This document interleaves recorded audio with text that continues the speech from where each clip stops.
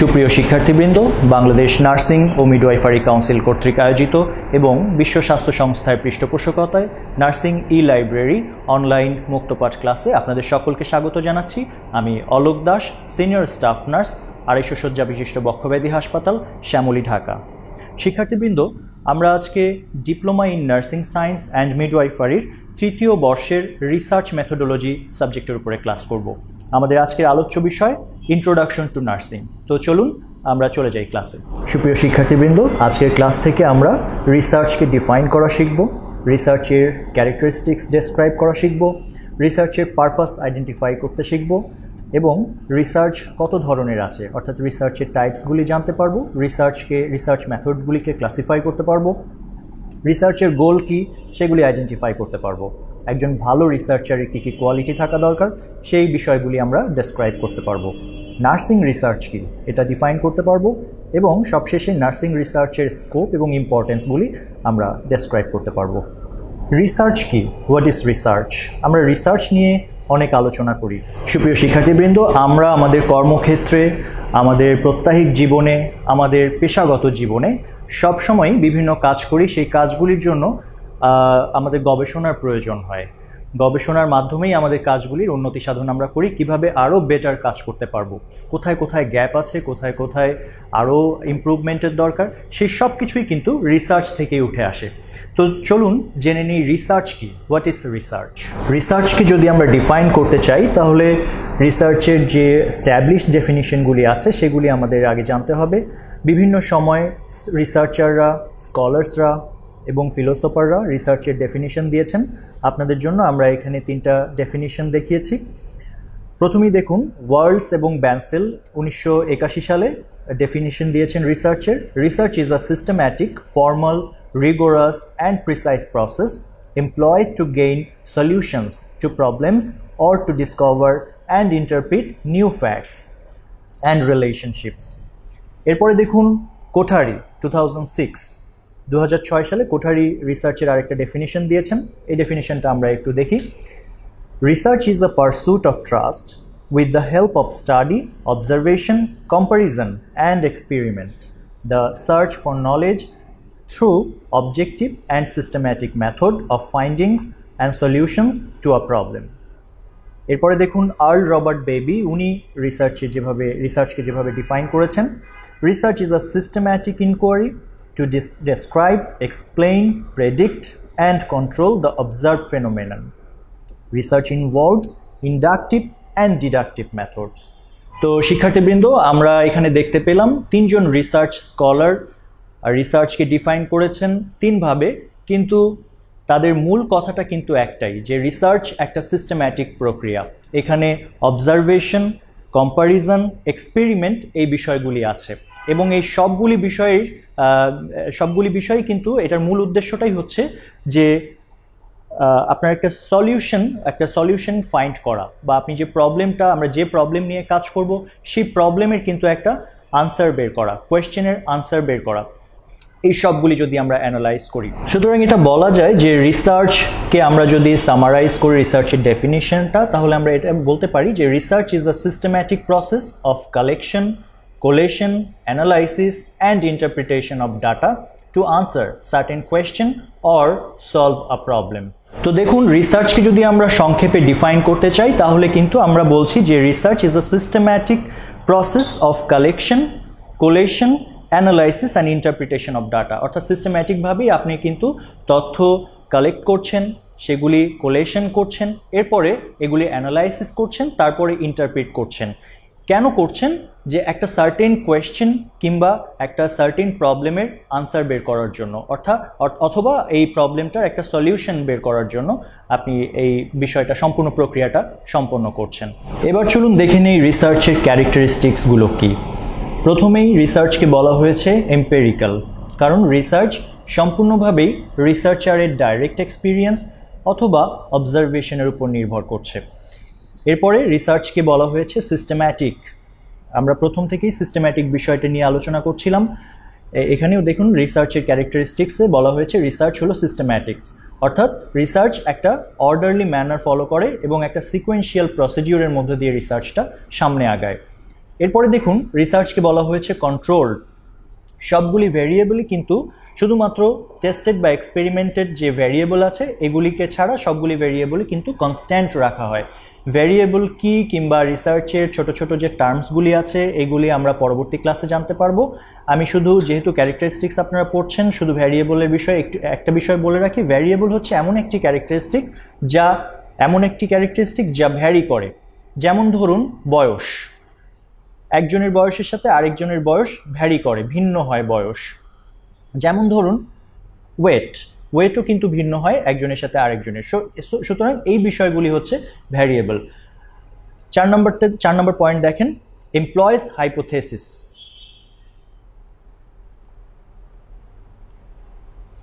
রিসার্চের জন্য একটা হাইপোথেসিস থাকে, অর্থাৎ একটা প্রেডিকশন থাকে বা অ্যাজাম্পশন থাকে, যেটা ইনভেস্টিগেশন প্রসেসকে গাইড করে, অর্থাৎ রিসার্চারকে হেল্প করে যে সামনের দিকে কি হতে যাচ্ছে, বা রিসার্চে প্রেডিক্ট করে যে এই রিসার্চের ফলাফল কি হতে পারে। এরপরে দেখুন রিসার্চের পঞ্চম ক্যারেক্টারিস্টিক যেটা বলা হয়েছে অ্যানালাইটিক্যাল। অর্থাৎ রিসার্চের যে আমরা ডাটা কালেকশন করছি, অর্থাৎ ইনফরমেশনগুলি অথবা ইনফরমেশন যেগুলি আমরা কালেক্ট করছি সেগুলির কিন্তু একটা ক্রিটিক্যাল অ্যানালাইসিস করা হয়। সেই ক্রিটিক্যাল অ্যানালাইসিস করার পরেই কিন্তু রিসার্চের আমরা যে তথ্য পেলাম সেটার ইন্টারপ্রিট করতে পারি। 6 নম্বর ক্যারেক্টারিস্টিক দেখুন, রিসার্চকে বলা হয়েছে ম্যাথোডিক্যাল, অর্থাৎ রিসার্চ কন্ডাক্ট করা হয় একটা ম্যাথোডিক্যাল ম্যানারে।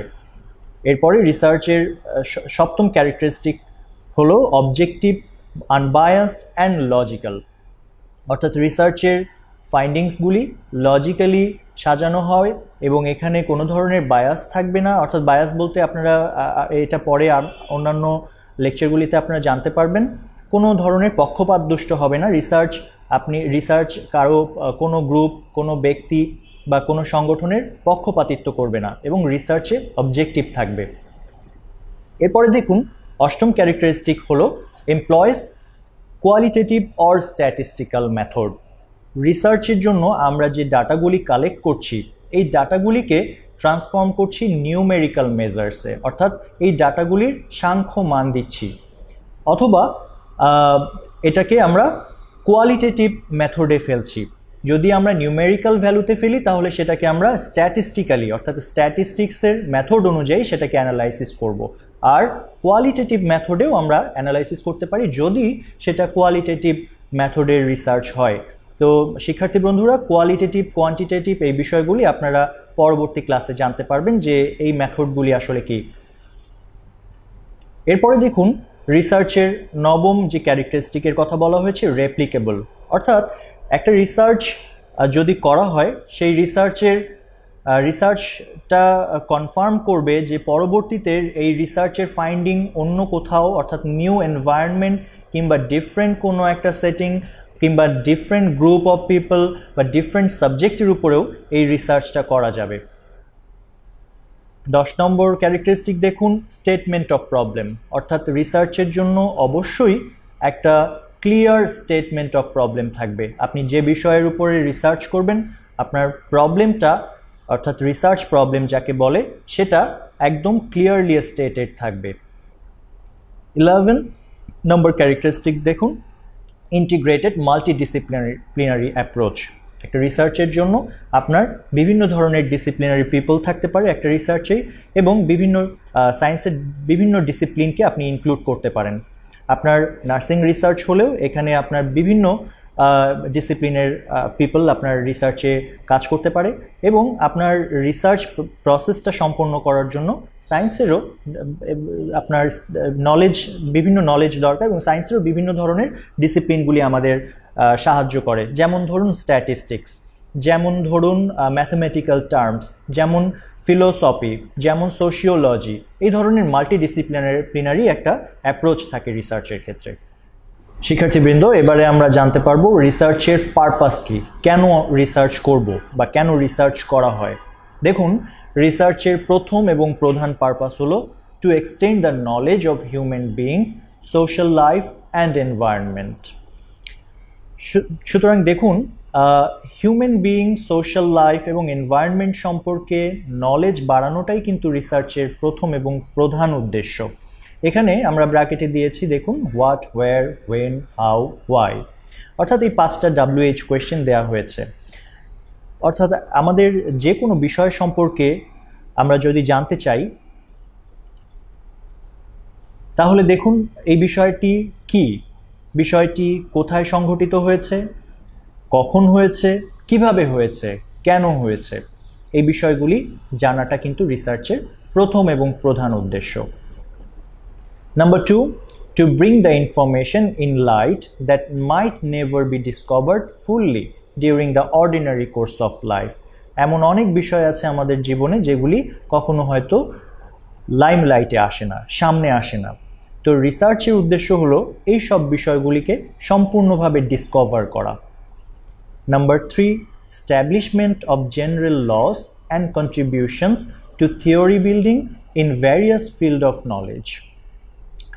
জেনারেল ল এবং থিওরি বিল্ডিংয়ের ক্ষেত্রে রিসার্চ খুবই জরুরি, কারণ দেখতেই পাচ্ছেন এখানে বলা হয়েছে জেনারেল লসগুলি এস্টাবলিশ করা এবং থিওরি বিল্ডিংয়ে কন্ট্রিবিউশন করার জন্যই কিন্তু নলেজের বিভিন্ন ফিল্ডে এই জিনিসগুলি আমাদের থিওরি বিল্ডিংয়ে কন্ট্রিবিউট করার জন্যই কিন্তু আমাদের রিসার্চ দরকার। 4 নম্বর পয়েন্টটা দেখুন, verification and testing of existing facts and theories. অনেক ফ্যাক্ট আছে, অনেক সত্য ঘটনা আছে যেগুলি হয়তো আমরা প্র্যাকটিস করি, অনেক থিওরি আছে এখন চলছে, অনেক দিন ধরে চলছে, সেইগুলি ভেরিফাই করার জন্য, আবারও টেস্ট করার জন্য রিসার্চ দরকার। 5 নম্বর পয়েন্টটি দেখুন, making reliable predictions of events yet to happen. এমন অনেক ইভেন্ট আছে যেগুলি হয়নি, সেই ইভেন্টের জন্য সেই বিষয়টির জন্য আমরা একটা রিলায়েবল প্রেডিকশন কথাটার অর্থ হচ্ছে আপনি ভবিষ্যৎ আপনি চিন্তা করলেন, ভবিষ্যৎবাণী করলেন, সেরকম একটা রিলায়েবল প্রেডিকশন, অর্থাৎ ভবিষ্যতে এটা হতে পারে, অর্থাৎ যে ঘটনাটা এখনো ঘটেনি সেই ঘটনার জন্য আপনি ভবিষ্যতে ভেবে রাখলেন যে এমন একটা হতে পারে, কিন্তু বিষয়টা রিলায়েবল হবে। এটা রিসার্চের একটা purpose. Number 6, to analyze the interrelationship between variables. এখানে ভ্যারিয়েবল নিয়ে আপনাদের আলাদা একটি ক্লাস আছে এবং এটা নিয়ে বিশদভাবে আলোচনা হবে, কিন্তু ভ্যারিয়েবল নিয়ে আমরা এর আগেও বলেছি ভ্যারিয়েবল এমন একটি ক্যারেক্টারিস্টিক যা ভ্যারি করে। তো এরকম বিভিন্ন ভ্যারিয়েবল এর সাথে ইন্টার রিলেশনশিপটাও অ্যানালাইজ করে রিসার্চ। যেমন ধরুন সিগারেট খেলে লাং ক্যান্সার হতে পারে, সুতরাং সিগারেট এবং লাং ক্যান্সার এই দুটা বিষয়ের মধ্যে একটা ইন্টার রিলেশনশিপ, এটা অ্যানালাইজ করে research. Number 7, to develop greater understanding of people and their world. বুঝতেই পারছেন মানুষ এবং তার বিশ্ব, অর্থাৎ আমরা এবং আমাদের বিশ্বর মধ্যে একটা গ্রেটার আন্ডারস্ট্যান্ডিং, ভালোভাবে পুরো বিশ্বটাকে জানার জন্য কিন্তু আমাদের রিসার্চ করতে হবে। 8 নম্বর পয়েন্টটা দেখুন, to understand another persons point of view. অন্য মানুষের পয়েন্ট অফ ভিউ জানার জন্যও রিসার্চ দরকার। শিক্ষার্থীবৃন্দ, এবারে আমরা দেখব রিসার্চের টাইপস, কত ধরনের রিসার্চ আছে।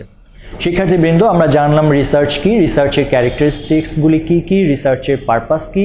তো চলুন জেনে নিই এবার রিসার্চের টাইপসগুলি কি। প্রকৃতপক্ষে রিসার্চের application, purpose, mode of inquiry এগুলির উপর ডিপেন্ড করে রিসার্চকে বিভিন্ন ভাগে ভাগ করা হয়েছে। আমরা আপনাদের এখানে 5টি ভাগ দেখিয়েছি রিসার্চের: basic research, applied research, problem oriented research, qualitative research এবং কোয়ান্টিটেটিভ রিসার্চ। এই রিসার্চগুলি সম্পর্কে আমরা খুব সংক্ষেপে জানব। তো শিক্ষার্থীবৃন্দ, যেমনটা আমরা বললাম রিসার্চের টাইপসগুলি দেখুন, রিসার্চের application, purpose, mode of inquiry অনুযায়ী রিসার্চকে এখানে 5টা প্রধান ভাগে ভাগ করা হয়েছে। Number 1, basic research. বেসিক রিসার্চের উদ্দেশ্য হলো নলেজকে এনহ্যান্স করা, অর্থাৎ নলেজ আরও বাড়ানো। এরপরে দেখুন অ্যাপ্লাইড রিসার্চ। অ্যাপ্লাইড রিসার্চ মূলত ফোকাস করছে analysing and solving real life problem. এরপরে দেখুন problem oriented research. Problem oriented রিসার্চের উদ্দেশ্য হলো to understand the exact nature of problem to find out relevant solution, অর্থাৎ প্রবলেমের এক্স্যাক্ট নেচারটা জানা এবং রেলিভেন্ট সলিউশন, ওটার সংশ্লিষ্ট যে সলিউশন সেটা খুঁজে বের করা প্রবলেম ওরিয়েন্টেড রিসার্চের কাজ। 4 নম্বর দেখুন কোয়ালিটেটিভ রিসার্চ। কোয়ালিটেটিভ রিসার্চে ইনডেপথ আন্ডারস্ট্যান্ডিং নিয়ে কাজ করা হয়, অর্থাৎ একটা মানুষের অভিজ্ঞতা, একটা মানুষের বা যে আপনি যেই সাবজেক্ট নিয়ে কাজ করছেন বা যেই গ্রুপ অফ পিপল নিয়ে কাজ করবেন তাদের চিন্তা ভাবনা, তাদের একটা বিষয় সম্পর্কে ধারণা বা একটা বিষয় সম্পর্কে তাদের ব্যক্তিগত মতামত, এই সব বিষয়গুলি কিন্তু কোয়ালিটেটিভ রিসার্চে উঠে আসে। আর কোয়ান্টিটেটিভ রিসার্চে এখানে নিউমেরিক্যাল ভ্যালু নিয়ে কাজ করা হয়, অর্থাৎ এখানে ডাটা কালেকশন করা হবে, অ্যানালাইসিস করা হবে একটা কনক্লুশন ড্র করার জন্য। এখানে এই রিসার্চ মেথডে স্ট্যাটিস্টিক্যাল প্রসেস ইউজ করা হয়, যেই স্ট্যাটিস্টিক্যাল প্রসেস কিন্তু কোয়ালিটেটিভ রিসার্চের ক্ষেত্রে ইউজ করা হয় না। এবারে আমরা দেখি রিসার্চ মেথডের ক্লাসিফিকেশন। ব্রডলি আমরা রিসার্চ মেথডকে ভাগ করতে গেলে দুই ভাগে ভাগ করি, একটি কোয়ান্টিটেটিভ রিসার্চ মেথড, অন্যটি কোয়ালিটেটিভ রিসার্চ মেথড। আমরা আগের স্লাইডেই বলেছি quantitative research method numerical value নিয়ে কাজ করে, অর্থাৎ নাম্বারস, পার্সেন্টেজ অ্যান্ড ভ্যারিয়েবলস, এইগুলি রেজাল্ট তৈরির ক্ষেত্রে অর্থাৎ আপনার রিসার্চ রিপোর্ট লেখার ক্ষেত্রে নিউমেরিক্যাল ভ্যালুগুলির প্রয়োজন হয়। আর কোয়ালিটেটিভ রিসার্চের ক্ষেত্রে কিন্তু আমরা আগেরবারও বলেছি যে থটস, পারসেপশনস, এক্সপেরিয়েন্স, এই বিষয়গুলির প্রয়োজন। আমরা কোয়ান্টিটেটিভ রিসার্চ, কোয়ালিটেটিভ রিসার্চ কি সেটা জানলাম। এবারে আমরা কোয়ান্টিটেটিভ রিসার্চের টাইপস সম্পর্কে জানব। কোয়ান্টিটেটিভ রিসার্চ তিন ধরনের হয়। প্রথমেই দেখুন ডেসক্রিপটিভ রিসার্চ, এরপরে কোয়াসি এক্সপেরিমেন্টাল রিসার্চ এবং ফাইনালি কোরিলেশনাল রিসার্চ। তো ডেসক্রিপটিভ রিসার্চ আসলে কি? ডেসক্রিপটিভ রিসার্চ স্পেসিফিক গ্রুপ কিংবা স্পেসিফিক সিচুয়েশন অথবা ইন্ডিভিজুয়ালের ক্যারেক্টারিস্টিক্স অথবা ট্রেটস এগুলি নিয়ে আলোচনা করে বা এটা এক্সপ্রেস করে। যেমন আমি একটা এক্সাম্পল দিই আমি আপনাদের। ধরুন একটা মেডিকেল কলেজ হসপিটালে পোস্টন্যাটাল ওয়ার্ডে নিউবর্ন বেবিদের মায়েদের ব্রেস্টফিডিং সম্পর্কে কতটুকু নলেজ আছে কিংবা কতটুকু প্র্যাকটিস করে, এই বিষয়টা যদি আপনারা জানতে চান, যে রিসার্চের মাধ্যমে আপনারা জানতে পারবেন সেটি হলো ডেসক্রিপটিভ রিসার্চ। এরপরে আসুন quasi experimental research. Quasi experimental রিসার্চে কজ এবং ইফেক্ট রিলেশনশিপ দেখা হয়, বিভিন্ন ভ্যারিয়েবলের মধ্যে কজ অ্যান্ড ইফেক্ট রিলেশনশিপ দেখা হয়। এর আগেও আমরা বলেছি যে এক্সাম্পলটা, সেটা আবারও বলছি, সেটা হলো ধরুন সিগারেট খেলে লাং ক্যান্সার হয়, so cigarette causes lung cancer. এক্ষেত্রে সিগারেট এবং লাং ক্যান্সারের মধ্যে যে কজ এবং ইফেক্ট রিলেশনশিপ, সেটাই হলো কোয়াসি এক্সপেরিমেন্টাল রিসার্চ। এরপরে আসুন কোরিলেশনাল রিসার্চ। কোরিলেশনাল রিসার্চেও রিলেশনশিপ হয় ভ্যারিয়েবলসদের মধ্যে, কিন্তু এখানে কজ ইফেক্ট রিলেশনশিপ কিন্তু ড্র করে না, কনক্লুশনে cause and effect relationship draw করা হয় না, যদিও এখানে বিভিন্ন ভ্যারিয়েবলের মধ্যে রিলেশনটা দেখা হয়। একটা এক্সাম্পল দিই, যেমন বলতে পারেন as height increases weight also increases, height বাড়ার সাথে সাথে ওয়েটও বাড়ে। সুতরাং এটা কজ ইফেক্ট রিলেশনশিপ না, কিন্তু এটা ভ্যারিয়েবলের মধ্যে দেখুন হাইট আর ওয়েট ভ্যারিয়েবলের মধ্যে একটা রিলেশনশিপ এই রিসার্চের মধ্যেও শো করছে।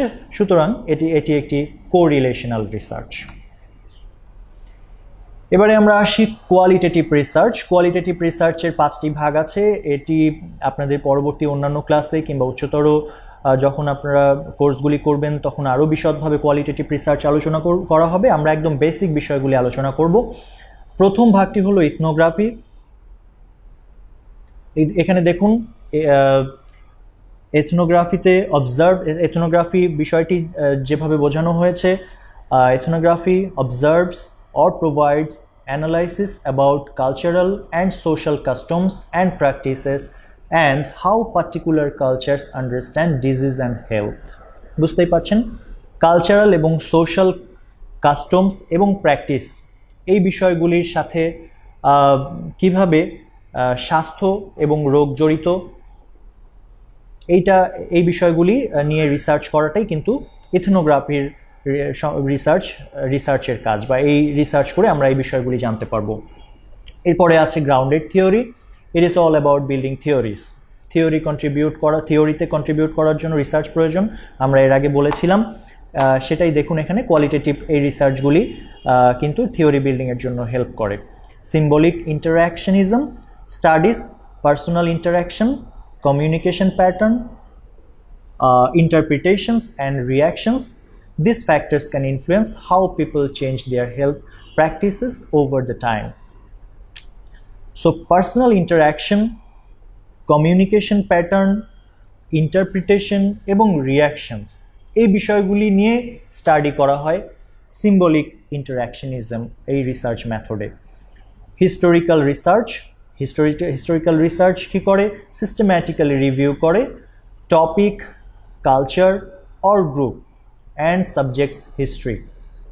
এরপরে দেখুন phenomenology uses personal experiences and insight to inform the author's conclusion। একজন অথর যেটা কনক্লুশন দিয়েছেন বা একজন অথর যে প্যারা লিখেছেন সেটার ইনসাইডে ঢোকা। আমরা অনেক সময় রূপক কবিতা দেখেছি, যেমন রবীন্দ্রনাথের সোনার তরী একটি রূপক কবিতা।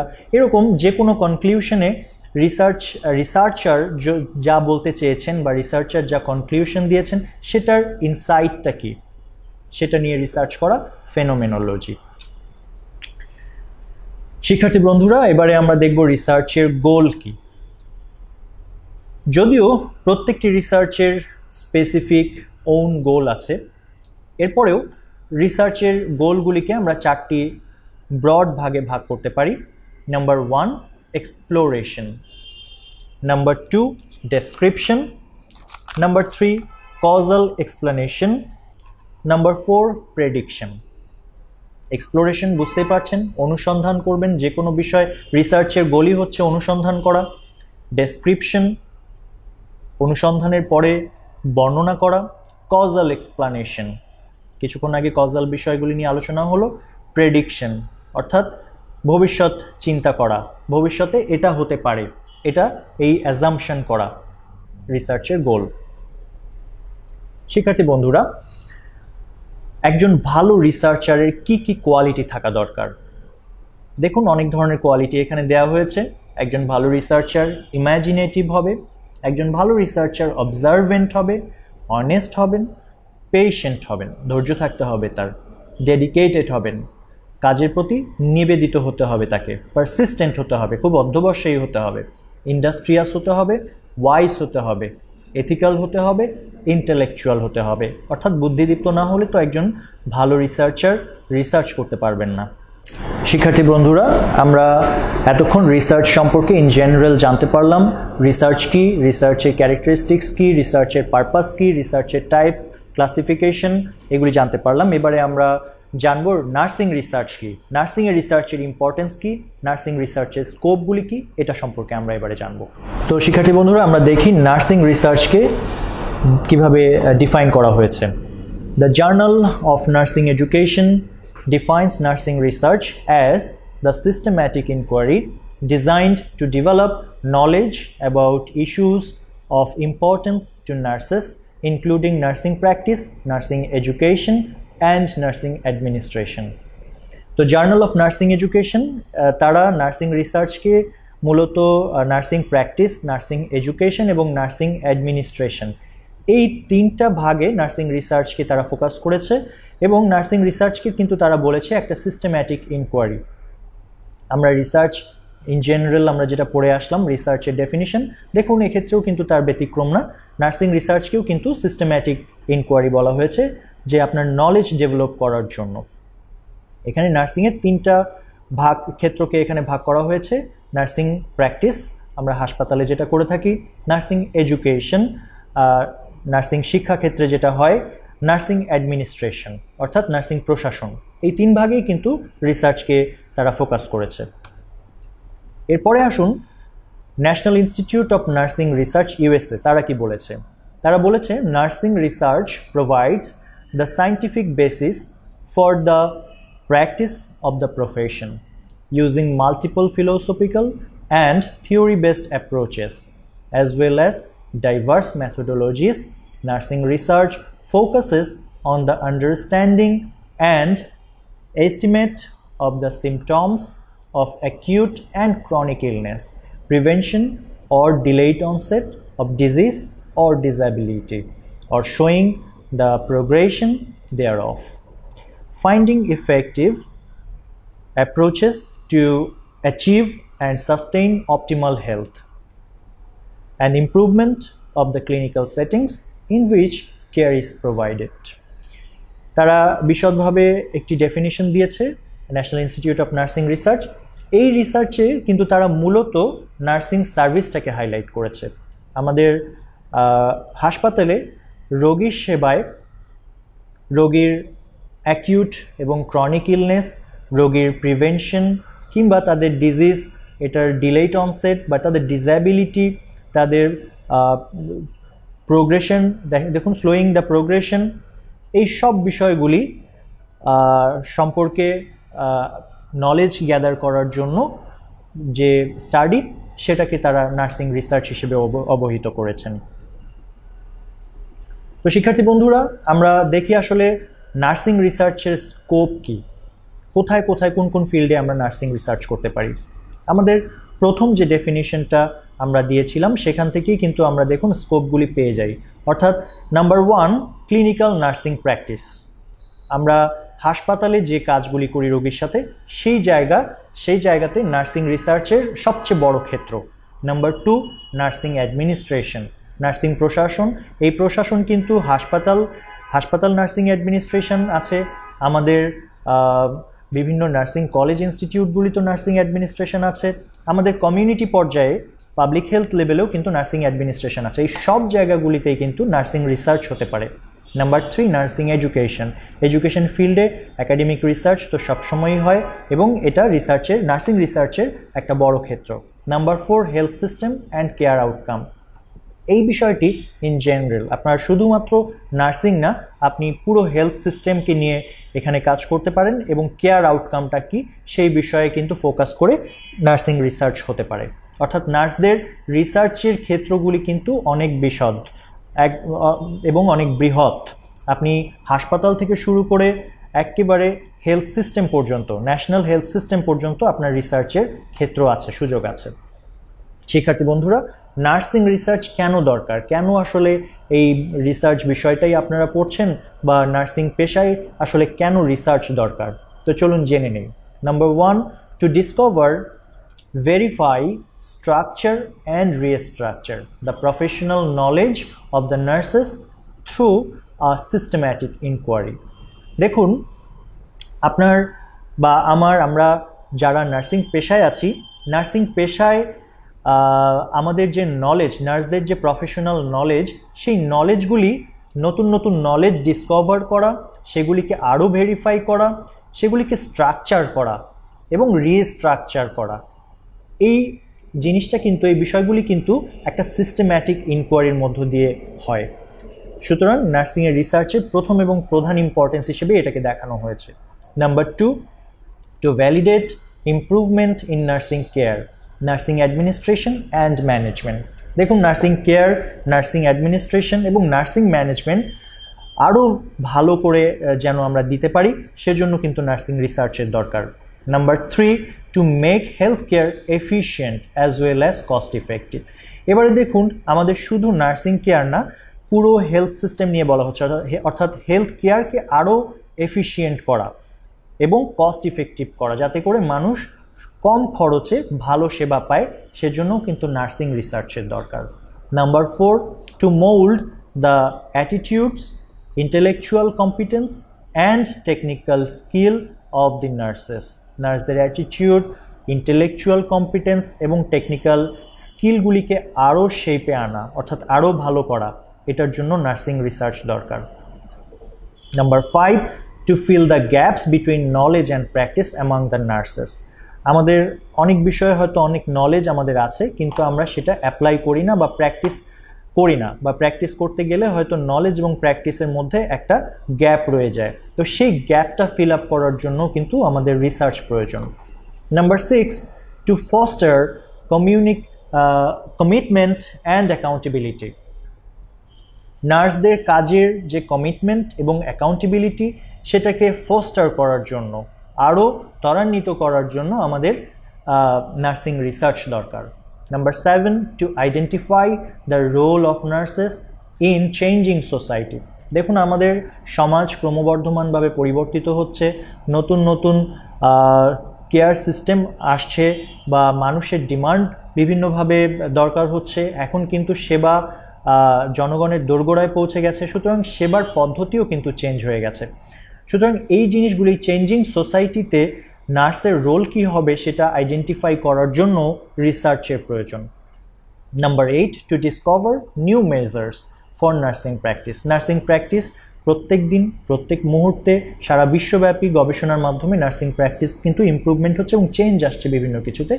সেইগুলি ডিসকভার করার জন্য কিন্তু নার্সিং রিসার্চের প্রয়োজন। Number 9, to improve the standard of nursing education. Nursing এডুকেশনের স্ট্যান্ডার্ড বাড়ানোর জন্য অবশ্যই রিসার্চের প্রয়োজন। রিসার্চের মাধ্যমে আমাদের জানতে হবে যে আমরা আজকে যে এডুকেশনটা গ্রহণ করছি আগামী 10 বছর পরে এই কারিকুলাম থাকবে না বা কারিকুলাম আরও রিভাইজড হবে, সেই সময়কার চাহিদা অনুযায়ী কারিকুলাম আপডেটেড হবে। কিন্তু সেটা কিভাবে হবে?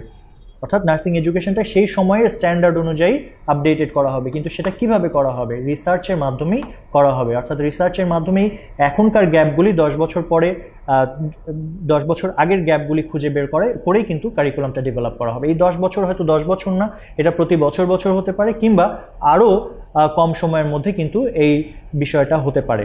অর্থাৎ আমাদের নার্সিং এডুকেশনকে আরও কীভাবে স্ট্যান্ডার্ড করা যায়, কিভাবে আরও ইমপ্রুভ করা যায়, সেজন্য নার্সিং রিসার্চের দরকার।